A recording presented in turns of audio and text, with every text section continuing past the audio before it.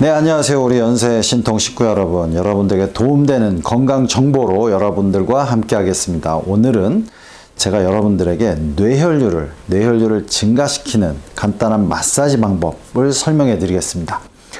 우리가 이제 뇌 쪽으로 혈액순환을 증가시키는 게 되게 중요하고, 실질적으로 이제 나이가 들면서 뇌혈류가 떨어지는 경우가 많은데, 이제 앞쪽으로 지나가는 동맥을 이렇게 만지면 우리가 이제 맥박이 뛰죠. 거기를 경동맥이라고 그래요.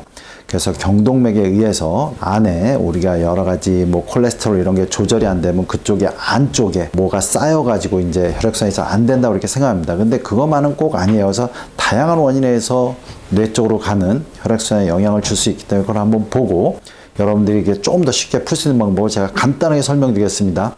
끝까지 시청해 주시길 바라겠습니다.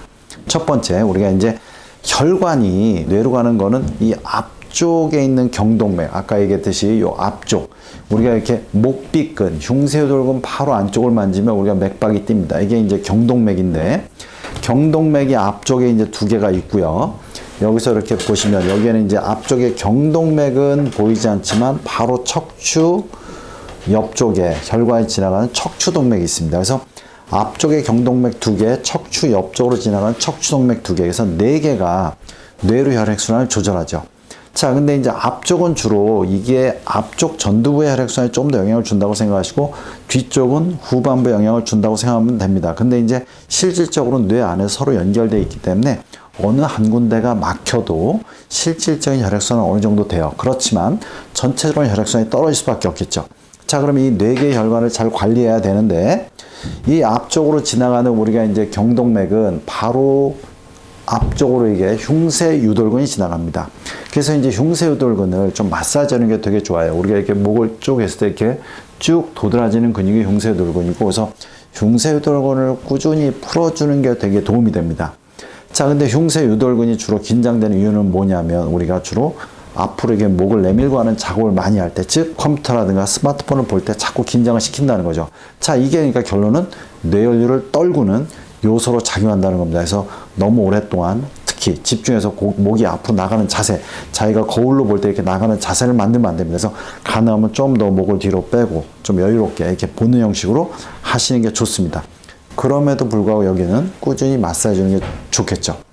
자, 근데 우리가 이제 경동맥의 앞쪽으로 지나가는 흉쇄유돌근을 마사지해 주면서 뇌혈류를 조절하는데 가장 중요한 거 하나는, 자율신경 중에 교감신경이 너무 항진되면 잘 혈류가 안 올라갑니다. 근데 우리가 교감신경은 우리가 흥분하거나 긴장하거나 이럴 때 항진되는 거기 때문에 이런 거를 잘 조절하기 어렵죠. 근데 이제 자기가 계속 스트레스를 받는다면 이 앞쪽에 경동맥동이라는 게 있습니다. 영어로는 카로티드 사이너스라고 하고, 경동맥동은 바로 여기 목 아래 흉쇄유돌근 앞에 여기를 마사지하면 맥박이 좀 떨어지고 교감신경이 항진된 게 떨어집니다.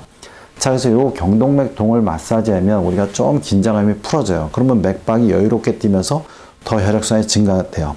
즉 긴장을 하거나 스트레스 많이 받을 때는 좀 이용할 수 있습니다.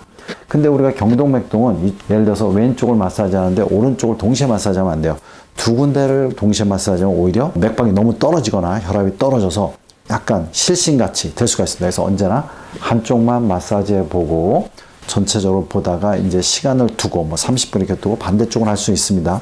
그래서 여러분들이 경동맥동을 이용해서 긴장이 많이 돼서 우리가 맥박이 많이 뛰고 이렇게 스트레스 받을 때 뇌순환이 안 될 때는 이걸 또 이용할 수 있어요. 근데 이제 아까 얘기했듯이 동시에 양쪽을 하면 절대 안 된다는 걸 알고 계시고, 자, 근데 이제 이렇게 혈류를 올리는 마사지 방법 앞쪽 두 개를 얘기했는데, 또 뒤쪽으로 보시면 아까 얘기했듯이 옆쪽으로 이제 척추동맥이 지나가는데, 우리가 척추 옆쪽에 이렇게 쭉 올라가지만 마지막에는 후두부의 근막 안쪽 깊숙한 곳에서 들어갑니다. 그래서 뒷목이 되게 뻣뻣하신 분, 또 일자목이 돼가지고 목이 약간 꺾인 분, 이런 분들이 이쪽에서 척추동맥이 혈액순환이 안 되는 경우가 많아요.